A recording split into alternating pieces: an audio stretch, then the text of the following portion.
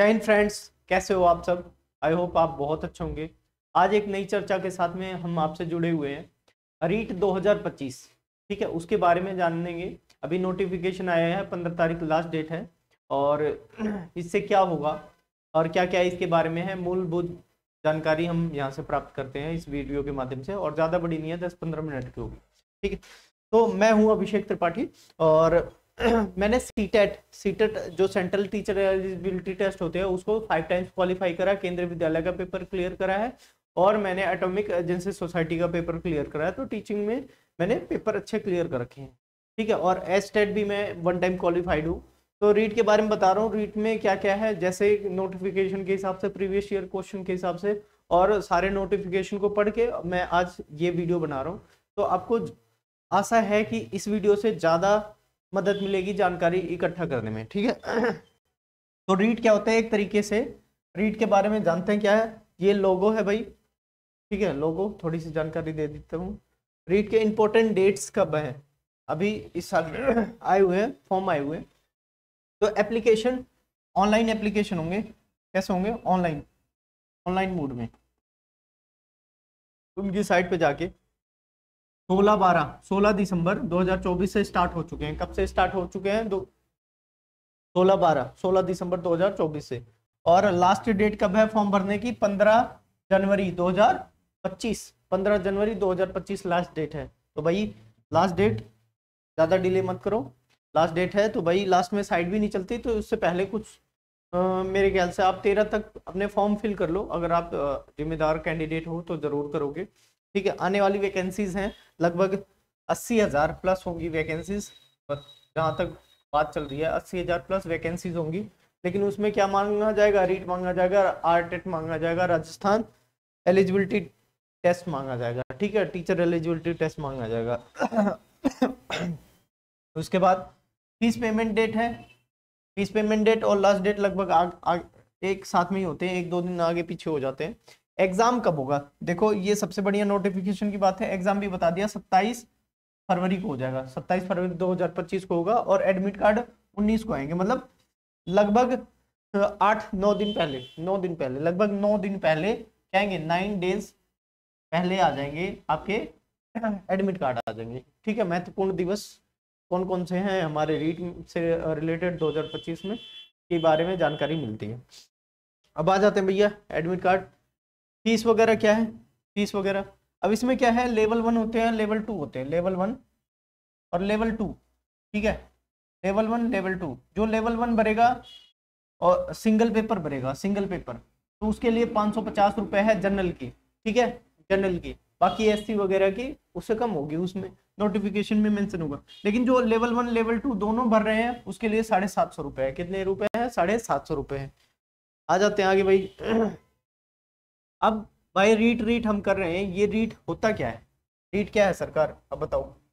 अगर पूछ लिया जाए रीट क्या है तो आप क्या बताओगे? रीट रीट क्या है? तो रीट क्या है? Rajasthan eligibility examination for teachers, इसको कहते हैं। इसकी फुल फॉर्म है, हो सकता है फुल फॉर्म आ जाए। फुल फॉर्म वैसे तो नहीं आएगा, लेकिन एज अ शिक्षक आपको तो इसकी इतनी तो जानकारी होनी चाहिए। इसका दूसरा नाम और क्या है? आरटेट, मैंने बताया था स्टार्टिंग में, राजस्थान टीचर एलिजिबिलिटी टेस्ट। ठीक है, राजस्थान राजस्थान शिक्षक पात्रता परीक्षा। ठीक है, राजस्थान शिक्षक पात्रता परीक्षा, राजस्थान शिक्षक पात्रता परीक्षा कहते हैं इसका नाम है। और कौन कंडक्ट करवाता है इसको भाई? Board of secondary education Rajasthan. तो कौन पेपर, इसका पेपर कौन कंडक्ट करवाएगा?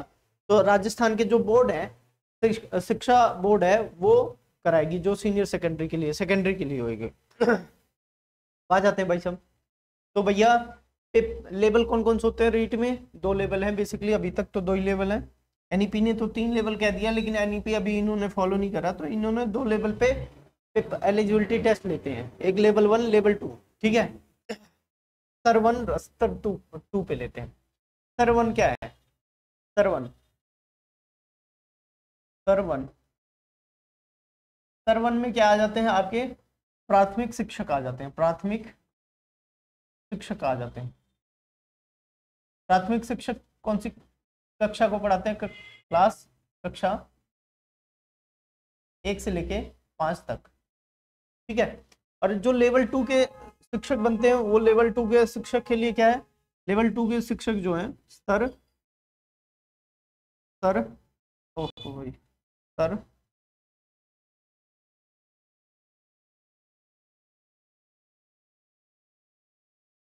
स्तर 2, स्तर 2। अब इसमें स्तर 2 में जो है उसमें उच्चतम प्राथमिक शिक्षक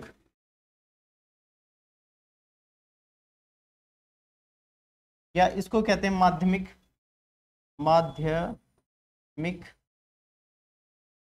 शिक्षक, जो कि कक्षा 6 से लेके 8 के बीच के होते हैं, इनके शिक्षक के लिए, ठीक है। लेवल 1 और लेवल 2 ये है। लेवल 1 क्या है, लेवल 2 क्या है, आपको समझ में आ गया। लेवल 1 जो होता है वो पहली से 5वीं क्लास तक के शिक्षक के लिए होता है, जिसको प्राथमिक शिक्षक भी कहते हैं, प्राइमरी टीचर भी कहते हैं, प्राइमरी स्कूल टीचर भी कहते हैं, ठीक है। लेवल 2 क्या है, अपर प्राइमरी के लिए हो सकता है, उसको माध्यमिक शिक्षक भी कहते हैं, उच्चतम प्राथमिक शिक्षक भी कहते हैं, ठीक है। और इसको जूनियर टीचर भी कहते हैं। क्या कहते हैं? जूनियर टीचर भी कहते हैं। अब यहाँ पे आ जाते हैं, एलिजिबिलिटी क्या है, ठीक है। क्राइटेरिया क्या है कि भाई कौन कौन ये फॉर्म भर सकता है, कौन कौन ये फॉर्म भर सकता है। रीट 2005 लेवल 1 के लिए बात हो रही है। किसके लिए बात हो रही है? लेवल 1 स्तर 1, स्तर प्रथम के लिए, प्रथम लेवल 1 के लिए बात हो रही है, यानी कि पीआरटी के लिए बात हो रही है। पीआरटी के लिए प्राइमरी टीचर के लिए बात हो रही है। किसके लिए? प्राथमिक शिक्षक के लिए बात हो रही है, प्राथमिक शिक्षक के लिए। अब एक बात बताओ भाई, प्राथमिक शिक्षक जो है या तो वो 12th कराओ, 50% अंक होने चाहिए उसके, ओवरऑल उसके 50% अंक होने चाहिए, ठीक है। और वो पास हो, दूसरी क्या होनी चाहिए? 50% 12th पास हो। उसके साथ में क्या होना चाहिए? उसके साथ में होना चाहिए पास हो या अपीयरिंग हो सेकेंड ईयर में, क्या होना चाहिए? डिप्लोमा इन एलिमेंट्री एजुकेशन, मतलब डीएलएड भी होना चाहिए। डीएलएड पास हो दोनों साल, या पहला साल पास हो जाए, दूसरे साल में उसका एडमिशन हुआ हो, वो भी भर सकता है। फिर उसके बाद आ जाते हैं भाई सब, इसके बाद आते हैं इसमें और क्या जानकारी दे रहे हैं। कह रहा है कि 12th पास आउट हो, इंटरमीडिएट हो 50% अंक के साथ में, और 4 साल का बीएलएड कराओ, बीएलएड कोर्स कराओ, ठीक है, वो भी भर सकता है। तीसरी कंडीशन क्या है? 12th पास आउट हो, 50% अंक होने चाहिए, स्पेशल एजुकेशन किया हो, डिप्लोमा किया हो स्पेशल एजुकेशन में।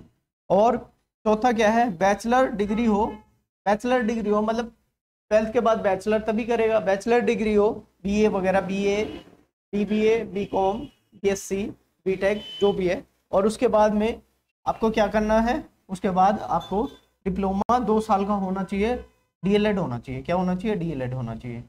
मैं इन शॉर्ट में बता देता हूँ आपको, इन शॉर्ट में बता रहा हूँ मैं। 12th पास आउट हो प्लस डीएलएड हो या डीएलएड हो, ठीक है, ये होनी चाहिए। या बीटीसी हो, बीटीसी, जेबीटी, ये होनी चाहिए।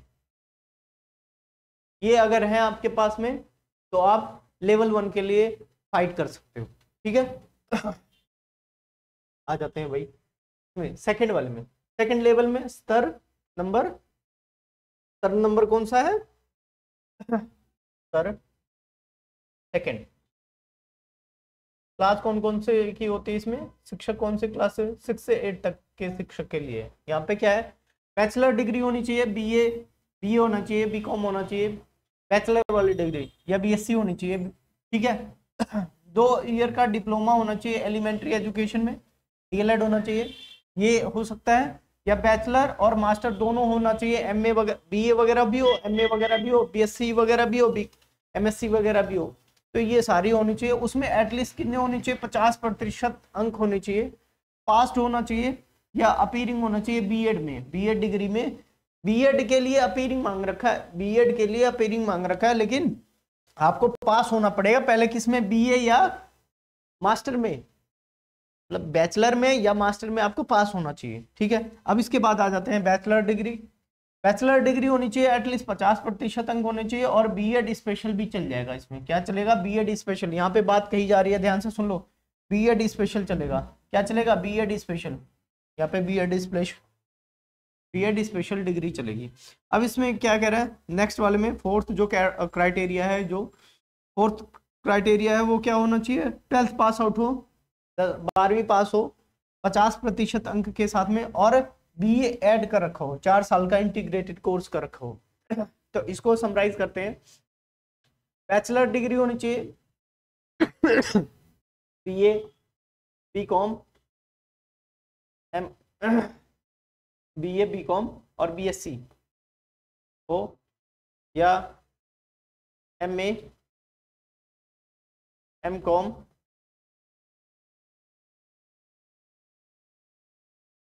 और एमएससी हो।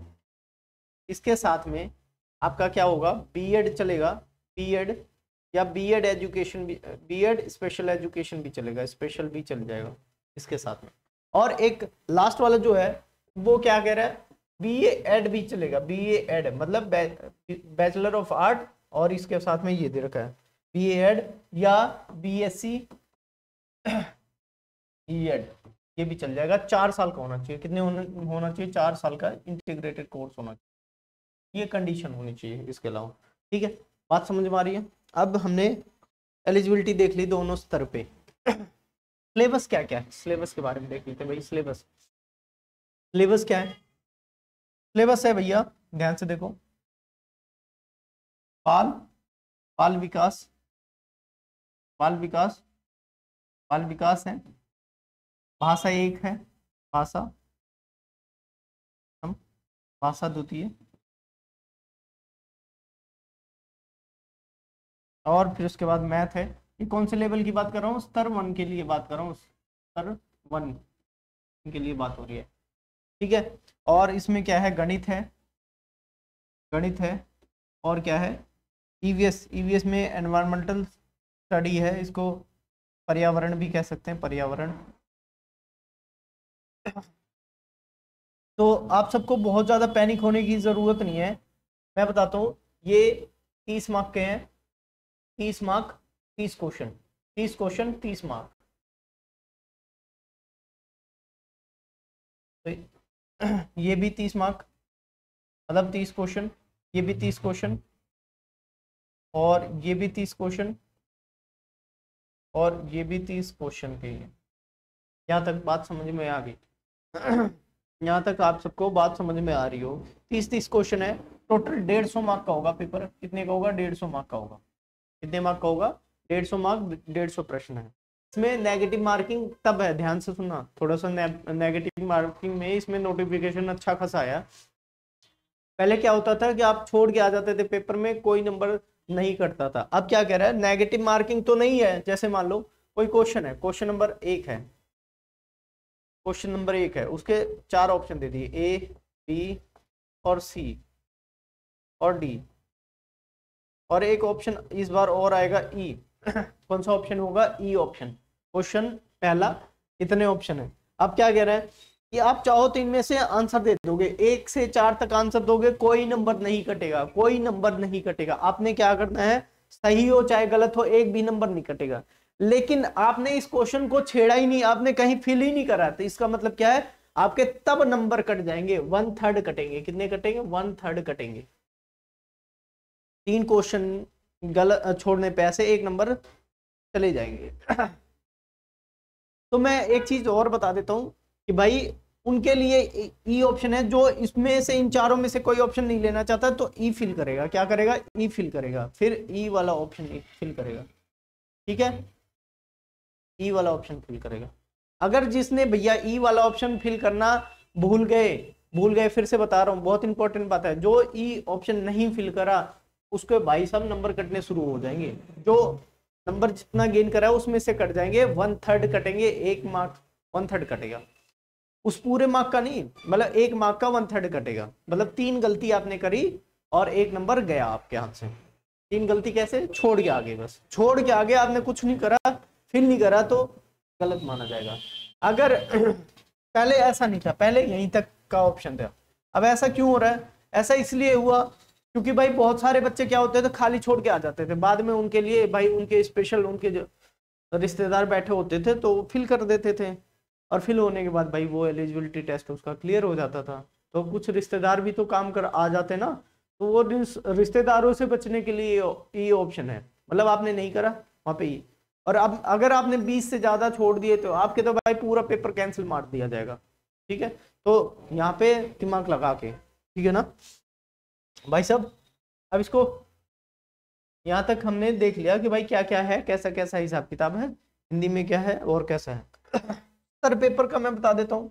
सर भाई एज आपको आप तैयारी कर रहे हो तो बस क्लास 8 तक, 3rd से लेके 8 तक की सारी बुक पढ़ दो बस, और कुछ नहीं। इसके अलावा एनसीईआरटी पढ़ दो, इसके अलावा पेपर बनेगा ही नहीं, लिख के ले लो मेरे से, इसके अलावा पेपर नहीं बनेगा, लिख के ले लो। स्पेशली मैं इन तीनों चारों कैटेगरीज में बताता हूँ। अब एक चीज थोड़ा सा लैंग्वेज में है, खेल होता है लैंग्वेज में भाई आपके पास में क्या है, हिंदी है, इंग्लिश है और संस्कृत है। अगर जस्ट सपोज करो आपने हिंदी ले लिया, यहाँ पे पहले वाली लैंग्वेज हिंदी ले ली, तो अब आपके पास में क्या है, इंग्लिश और एसएसटी का ऑप्शन है दूसरे वाले में, सॉरी इंग्लिश और संस्कृत का ऑप्शन है, एसएसटी नहीं, संस्कृत का ऑप्शन है, एसएसटी कहाँ से कह रहा हूँ मैं। तो संस्कृत का ऑप्शन है या इंग्लिश का ऑप्शन है, तो आप इनमें से ही चूज करोगे, इन तीनों लैंग्वेज में से चूज कर लेना है। ठीक है, यहाँ तक बात समझ में आई। जो लैंग्वेज पहले में चूज कर दिया गया, भाषा 1 में चूज कर दिया गया लैंग्वेज 1 में, तो दूसरे में उससे अलग लेना पड़ेगा आपको। ठीक है ना, यहाँ तक बात समझ में आई। तो चूज करने में कोई दिक्कत नहीं है। अब ऐसे ही इसमें आ जाते हैं भाई, सर नंबर तो ये क्लास 6 से 8 वाले टीचर्स के लिए है। यहाँ पे सीडीपी है, बाल विकास, ये भी 30 मार्क का है। कितने मार्क का है? 30 मार्क का, 30 मार्क का। लैंग्वेज 1 भाषा वन में मैंने बता दिया, भाषा 1 में क्या क्या है, हिंदी है, अंग्रेजी है और संस्कृत है।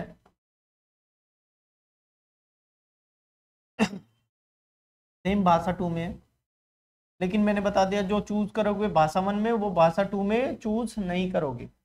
अब यहाँ पे 2 ऑप्शन होते हैं, मैथ और साइंस ले लो, ये 60 नंबर का एक साथ ले लो, मैथ और साइंस ले लो, या एसएसटी ले लो। गणित और विज्ञान ले लो, गणित व विज्ञान ले लो, जो कि आएगा 60 नंबर का। कितने नंबर का आएगा? 60 नंबर का। को ले लो, 60 नंबर, 60 क्वेश्चन। या आपके पास में अगर आप एसएसटी लेते हो, एसएसटी सामाजिक विषय लेते हो, तो वो 60 नंबर का आएगा। आपके ऊपर चॉइस दिया जाएगा, आप जो चूज करोगे वो आपके लिए है। ठीक है ना। जो साइंस बैकग्राउंड के हैं उनके लिए मैथ और साइंस हो जाएगा, जो एसएसटी बैकग्राउंड के लिए आर्ट साइड से हैं उसके लिए आप 60 नंबर।